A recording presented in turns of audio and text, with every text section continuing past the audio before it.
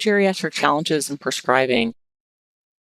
So it's important to think about illnesses that affect older adults and to think about how these medical conditions might further diminish the processing and removal of medications. For instance, patients with cirrhosis or liver disease or diabetes with subsequent renal impairment. Other geriatric challenges in prescribing can include poor adherence to treatment regimens, and this can be because of impaired cognition.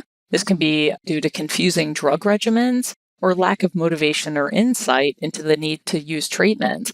And so setting up things like pill boxes, encouraging family to be involved in administration and helping to set up pill boxes can be important.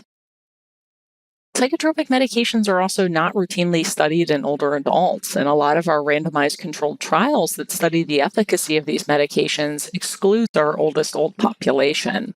And inappropriate prescribing can really increase potential bad outcomes for older adults. And the prevalence of potentially inappropriate medication use in older adults ranges anywhere from 20 to 60%, depending on the healthcare setting and study. Inappropriate medication prescribing can increase the risk of emergency department visits, hospitalizations, adverse drug events, and is associated with poor quality of life. And even among patients taking appropriate medications, the prevalence of adverse drug reactions is increased in the older adult population. So I'll give here a case example about a patient presenting to the emergency department, and I'll ask you to think about how you might approach this case. So Mrs. M is a 67-year-old woman who's brought into the emergency department by her daughter. The patient herself complains of fatigue, amotivation, anxiety, and difficulty with memory. And her symptoms are currently making it difficult for her to perform her daily activities. There's been some instances where she's gotten lost while driving, and she admits that she might be mixing up a few of her medications. Her past medical history is reviewed and significant for unsteady gait, fibromyalgia, hypothyroidism, GERD, asthma, anxiety, depression, type 2 diabetes, and constipation. Her daughter is concerned that her mom has been more depressed and confused. Her daughter worries about a possible dementia diagnosis. So as part of your evaluation, you do a thorough review of her current medications. And so looking across the different drug classes, are there some areas that there might be duplications?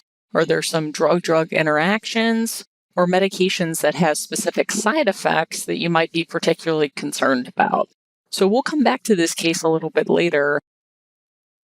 Doing a thorough medication reconciliation is key to avoiding and addressing medication-related harms. Looking to really remove medications in addition to just starting them. And so thinking about areas where there's potentials to reduce polypharmacy as well as to minimize potential side effects to older adults.